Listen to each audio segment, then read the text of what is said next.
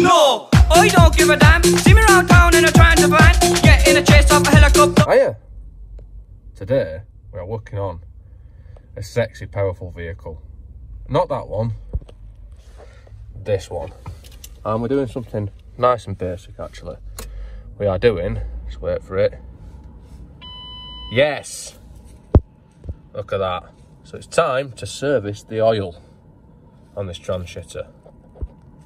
So first anyway, let's start it up. Start it up and get it something like up to air temperature where the oil is not gonna be solid. So it comes out easier if it's that time of year. So let's do that first. So while it's running up to temperature, I'll just take a minute to tell you that this isn't a normal transit. It's not an abnormal one, it's just you don't see many of them. It's a 200 horsepower one, which is a 3.2 litre 5-cylinder, which I think is the same engine as they put in the Ford Ranger. But the oil change technique, well, I'm pretty sure it's the same for this one and the 2.2 litres. That's I'm 99% sure it's the same. I'm not going to say 100% in case it's not, but I'm pretty sure it is the same.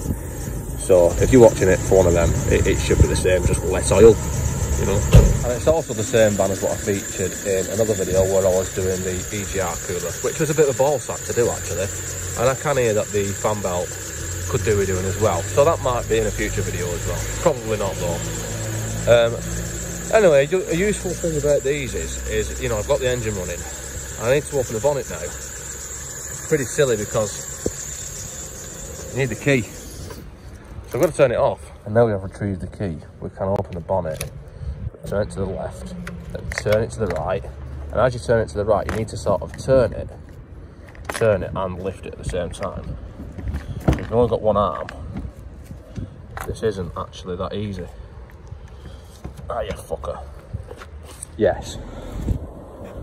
And as you can see now, we are greeted with 3.2 litres of sexual tension 5 cylinders. Let's get it started back up again, get it warmed up proper. So many hours have passed and we are getting some heat into the engine now. Being a relatively big diesel made out of pig iron, I would recommend that to warm it up, you might want to do this after you've been for a drive in it, you know, after it's up to temperature. Otherwise, you're going to be waiting a decade or so for it to get up to temperature. But saying that, I'm not going to get it fully up to temperature because I don't really want 80-degree oil landing on my hands and what have you. So I'm just going to warm it up a little bit more than what we are now. So the oil's thin, but not scalding. Anyway, let's just leave it a minute. Right, temperature-wise, that'll do because I'm sick of waiting. Also, I will show you how to reset that shitter when we're finished as well. Can't do it yet. It's obviously we've not changed the oil yet, so we can't reset it before the job has taken place because that would be unprofessional and irresponsible. So this is some of the basic tools and equipment I'm going to need. We're going to need tools to undo shit. We're going to need a HSE authorised compliant oil drain and a snap-on kneeler to get underneath the van. Now this is good, this bit, because either I've got fatter or this van's got lower since last time I did this. And it's a bit tight. Not like tyres flat. Not particularly. Right, and it's get underneath here and you know, I'll get under and then I'll show you where I'm going. Now as you can see, I'm working in perfect comfort. Right. Oil drain. And oil filter. One of the oil filters. There's no one at the top, which we'll come to later. But that's a nice design, because when you take this off, it's right above this cross member. So the oil just fucks off into there and stops that rusting a little bit. So let's get some tools and an oil drain. Right, so first things first, we have this oil filter, which is a 27mm, and we have the oil drain plug, which is a 13mm. But I'm going to do the oil filter first, because it's further away from me. So I don't want to be going, once I've undone that, I don't want to be putting my hand through that to get to the oil filter. I've got my oil drain, which isn't actually underneath anything yet, but it will be in a minute.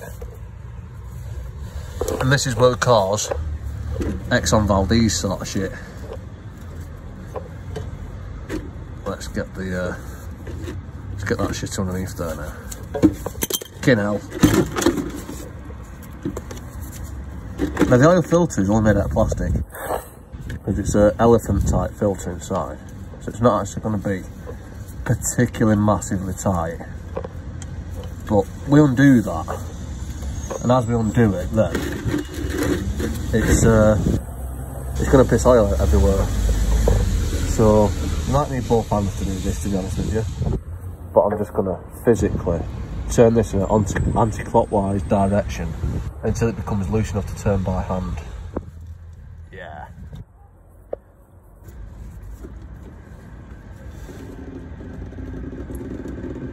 And then we just drain that until it stops, otherwise it goes everywhere. And then we'll take it the rest of the way off. And that is the oil filter,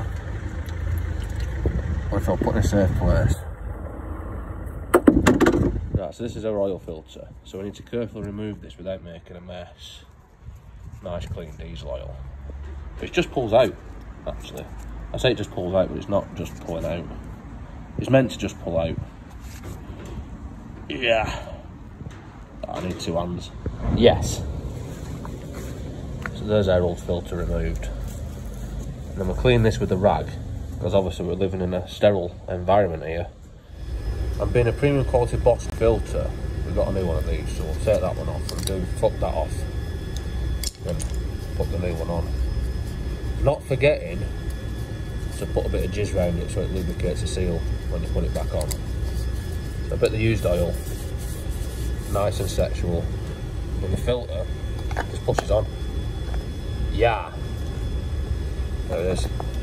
So put it back on the vehicle and we need to tighten it up. It's 25 Newton meters. It even says it on there, so you don't need alternators. And now refit the filter where the one came from. And then tighten it all the way up until it's tight. Specifically 25 Newton meters. Which is about that tight. So it's tight enough not to come undone, but not tight enough to strip the threads on the plastic housing. So it just nips up really. Anyway, let's crack on with 30mm removal. Let's put our shitter underneath and get a socket. So now we have a 13mm involved on this sump plug. And you want to put your drain so it's underneath, well, underneath the sump plug, really. And then knock it out of the way while you're turning it round with your strong arm. Or your weak arm, whichever one you decide to use. This is lined up in a nice way.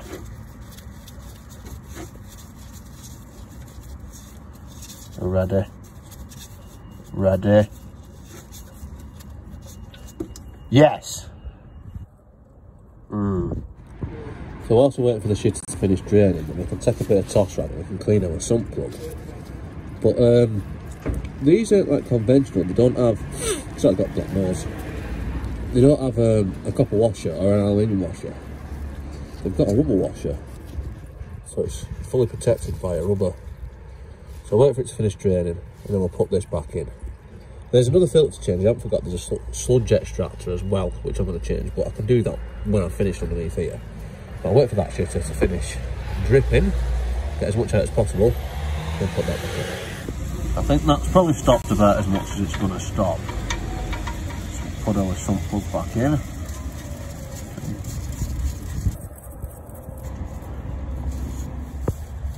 And tighten it up to the correct specifications.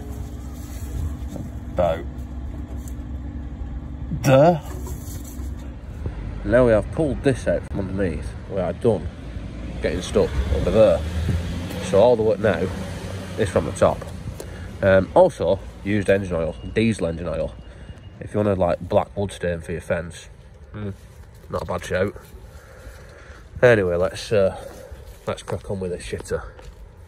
This is where the centrifugal sludge extractor goes, so I need to undo that as well, which is a 38mm. So unfortunately the only socket that I've got to hand that's big enough is 3/4 drive and goes on this big stupid ratchet, but you don't need to put loads of force on it, and it sort of turns off in a quarter of a turn. Like so. You have to be careful when removing this, not to lose these bushes. Because if I remember right, they fall out. I might be wrong, but I think they do. Let's carefully pull that out. Might not fall out actually, I might be wrong. Right, so this is our new filter, and I give some incorrect information. I was worried about them falling out because I seem to remember them being like top hat washers, but I'm wrong. They're not. They don't fall out. Also, I was going to say same again because we've got a new rubber O-ring to put on it, but it's only about a quarter thickness to this one, so I'm not going to bother with it. But if you have got one that's the right thickness, feel free to put it in. So I'm going to put this back together anyway. Yes. Nice. Yes. And then we use our ratchet. Nice, delicate ratchet to just nip it up to the correct sort of torque. Yes. Nice. This actually, it stops when it gets to the right place. It's like a quarter turn job. It's not torqued up as such.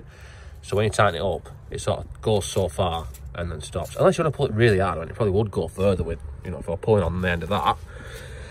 But I don't fancy breaking anything, not at the moment. So, anyway, we're sort of nearly done apart from one main ingredient. We need to put some oil in. And surprisingly enough, the oil goes in the oil cap there, which has got a picture of a Genie's bottle on it and Genie's lamp on it. So we need to get our oil out of that 20 litre container into there efficiently. And to do that, we have got very specialist equipment in the form of a funnel. So I need to pour that into there now, which I'm not going to, well, you know what, I might get someone to hold the camera for me actually, so I can film me dropping oil everywhere. Yeah, I'll do that. Yeah. Yes. This holds about 12 litres of this shit, by the way.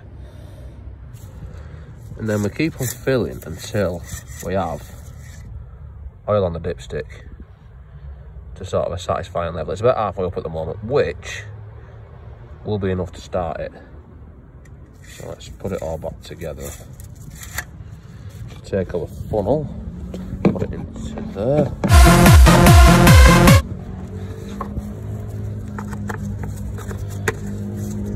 Yeah. Right, so we're registering about halfway up on the dipstick, which is enough to start it. But when I'm starting a car or an engine that's just had oil in it, what I try and do is I try and crank it without starting it a couple of times first, just to bleed it up. It's probably...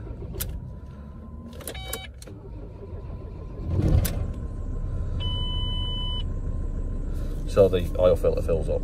But the oil light's gone out, which is a good sign. Just let it circulate for a minute. That should be enough, really. And then turn it off. And then we'll go and do the oil level.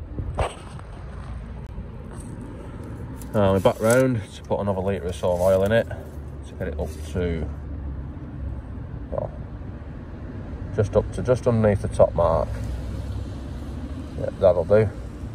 So, and don't be too concerned about the oil being black because it is a diesel. So as soon as you start the engine, the oil just ends up fucking black again. You're wasting your time trying to get golden oil in a diesel. Believe me, I've tried it.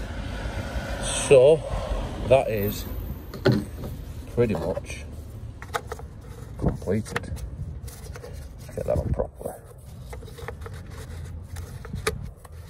Yes.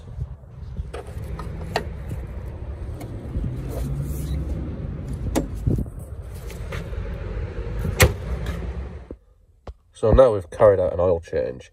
It is acceptable to reset the oil change light. So to do that, we turn the ignition on and then press both them down. It's saying low outside temperature instead of oil change now, but hopefully it should still work. Hold it for about 15-20 seconds or so.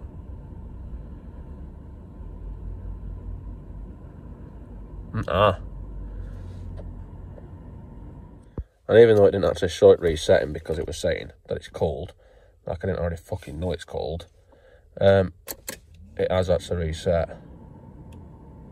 So it doesn't come up. With an oil change, so you just turn the ignition on and you hold the brake and the accelerator together for about 15-20 seconds, and then that's it.